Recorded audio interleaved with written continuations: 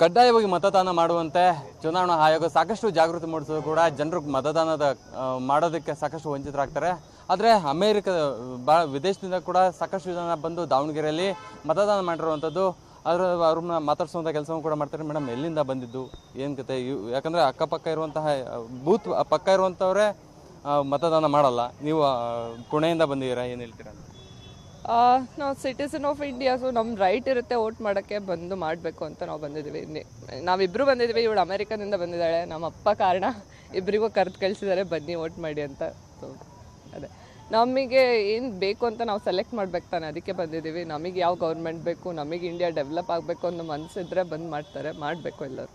Madam, ಮತದಾನ ಮಾಡೋದಿಲ್ಲ, ಆದರೆ ಯೂತ್ಸ್ ಹೇಳ್ತಾರೆ ಅವು ಸರಿ ಇಲ್ಲ, ಆಡಳಿತ ಸರಿ ಇಲ್ಲ, ಇವರು ತಂದಿರುವಂಥ ಕಾನೂನುಗಳು ಸರಿ ಇಲ್ಲ ಅಂತ ಹೇಳ್ತಾರೆ. ಅದ್ರ ಬದಲು ಬಂದು ಮತದಾನ ಮಾಡಿ, ನಮಗೆ ಯಾರು ರೈಟು ಅವ್ರನ್ನ ಆಯ್ಕೆ ಮಾಡುವಂಥ ಒಂದು ಆಯ್ಕೆ ಇರುತ್ತೆ. ಆದರೆ ಅದನ್ನು ಮಾಡೋದಿಲ್ಲ. ಅದನ್ನು ಯಾರು ಮಾಡೋದಿಲ್ಲ ಅವರಿಗೆ ಹೇಳೋ ಹಕ್ಕು ಇರಲ್ಲ. ಸೊ ಮಾಡಿಲ್ಲ ಓಟ್ ಬಂದು ನೀವು ಮಾಡಲ್ಲ ಅಂದರೆ ಮಾತಾಡಲು ಬೇಡಿ. ನೀವು ಯೋಚನೆ ಮಾಡಬೇಕು, ನನಗೆ ಯಾರು ಬೇಕು ಬೇಡ ಅಂತ. ನೀವು ವೋಟ್ ಮಾಡಿ ಅವ್ರು ಬಂದಿಲ್ಲ ಅಂದಮೇಲೆ ಬೇರೆ ಅದು.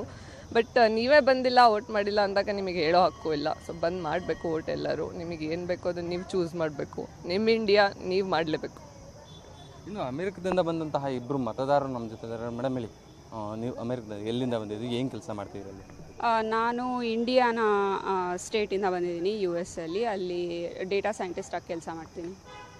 ನೀವು ಮತದಾನ ಮಾಡೋದಕ್ಕೆ ಬಂದಿದ್ದೀರಾ. ಇಲ್ಲಿ ಅಕ್ಕಪಕ್ಕ ಇರುವಂತಹ ಜನರೇ ಬಂದು ಮತದಾನ ಮಾಡೋದಿಲ್ಲ. ನೀವು ಅಲ್ಲಿಂದ ಬಂದಿದ್ದೀರಾ, ಅವ್ರಿಗೆ ಏನು ಹೇಳೋದಕ್ಕೆ ಇಷ್ಟಪಡ್ತೀರಾ? ಅದೇ ವೋಟ್ ಮಾಡೋದು ನಮ್ಮ ರೈಟು. ಎಲ್ಲಿದ್ರು ಯಾವ ಪಾರ್ಟಲ್ಲಿದ್ರು ಬರೋಕ್ಕಾದರೆ ಬಂದು ಮಾಡಬೇಕು. ಸಾಕಷ್ಟು ಜನರು, ಯುವ ಜನತೆ ಕೂಡ ಬಂದು ಮತದಾನ ಮಾಡೋದಿಲ್ಲ.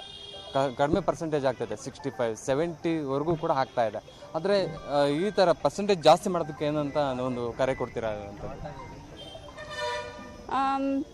ಈಗ ಏನಕ್ಕೆ ಬರ್ತಿಲ್ಲ ಅನ್ನೋದು ಗೊತ್ತಿಲ್ಲ. ಮೇ ಬಿ ಟ್ರಾವೆಲ್ ಎಕ್ಸ್ಪೆನ್ಸಸ್ ಅದು ಇದು ಇರ್ಬೋದು. ಬಟ್ ಅವ್ರ ಕೈಯಲ್ಲಿ ಆದರೆ ಹಾಲಿಡೇಸ್ ಎಲ್ಲ ಕಡೆನೂ, ಇಂಡಿಯಾದಲ್ಲಂದ್ರೂ ಹಾಲಿಡೇಸ್ ಸಿಕ್ಕೇ ಸಿಗುತ್ತೆ. ಇದ್ದಾಗ ಆಪರ್ಚುನಿಟಿ ಇದ್ದಾಗ ಒಳ್ಳೆ ಗೌರ್ಮೆಂಟ್ ಪಿಕ್ ಮಾಡೋದು ನಮ್ಮ ಕೈಯಲ್ಲಿದ್ದಾಗ ಮಾಡಬೇಕಾಗತ್ತೆ. ಹೇಳಿ ಸರ್, ಕಳೆದ ಬಾರಿ ಕೂಡ ಮತದಾನ ಮಾಡೋದಕ್ಕೆ ಬಂದಿದ್ರಿ, ಈ ಬಾರಿ ಕೂಡ ಬಂದಿದ್ರಿ. ಹೋದ ಸರಿ ವಂಚಿತರಾಗಿದ್ರಿ ಮತದಾನ ಇಲ್ಲದೆ. ಈ ಸತಿ ಮತದಾನ ಮಾಡಿದರೆ ಯಾವ ರೀತಿಯಾಗಿ ಅನ್ನಿಸ್ತಾ ಇದೆ? ಸೊ ಹೋದ ಸಾರಿ ಮತದಾನ ಮಾಡದೇ ಇದ್ದಿದ್ದು ನನಗೆ ಅಷ್ಟೇ ಬೇಜಾರಾದರೂ ಕೂಡ, ಬಟ್ ಒಂದು ಅವೇರ್ನೆಸ್ ಕ್ರಿಯೇಟ್ ಆಯಿತು. ಮೀಡಿಯಾದವರು ಸಿಕ್ಕಾಪಟ್ಟೆ ಅದಕ್ಕೆ ಏನು ಅಂತ, ಅಲ್ಲಿಂದ ಇಲ್ಲಿಗೆ ವೋಟ್ ಮಾಡೋಕ್ಕೆ ಬಂದಿದ್ದಾರೆ, ನಿಮಗೇನಾಗಿದೆ ದಾಡಿ ಅಂತ ಕೇಳಿದ್ರೆ ನೀವು, ಅದರಿಂದ ಒಂದು ಅವೇರ್ನೆಸ್ ಕ್ರಿಯೇಟ್ ಆಯಿತು. ಆ ವಿಚಾರವಾಗಿ ಈ ಸಾರಿ ಕೂಡ ನಾನು ಅನಿವಾಸಿ ಭಾರತೀಯರ ರೆಪ್ರೆಸೆಂಟೇಟಿವ್ ಆಗಿ ಬಂದಿದ್ದೀನಿ. ಅದು ಯಾಕೆ ಹೇಳ್ತಾ ಇದ್ದೀನಿ ಅಂತಂದರೆ, ಎಲ್ಲರಿಗೂ ವೋಟ್ ಮಾಡಬೇಕು ಅಂತ ತುಂಬ ಆಸೆ ಇರುತ್ತೆ, ಜವಾಬ್ದಾರಿ ಕೂಡ ಅದು. ಬಟ್ ಅದಕ್ಕೆ ಸಿಕ್ಕಾಪಟ್ಟೆ ಅಡೆತಡೆಗಳಿದ್ದಾವೆ. ಒಂದು ಖರ್ಚಿರ್ಬೋದು, ಇನ್ನೊಂದು ಟೈಮು, ಇನ್ನೊಂದು ಮಕ್ಕಳ ಸ್ಕೂಲು, ಎಲ್ಲದಕ್ಕೂ ಇಂಪಾರ್ಟೆಂಟು ವೀಸಾ. ಎಲ್ಲರಿಗೂ ವೀಸಾ ಇರೋದಿಲ್ಲ, ಬಂದು ವೋಟ್ ಮಾಡೋಕ್ಕಾಗಲ್ಲ. ಅವರಿಗೆಲ್ಲ ಒಂದು ಹತ್ರ ಅದೊಂದು ಕೊರತೆ ಎಲ್ಲರಿಗೂ ಇದೆ.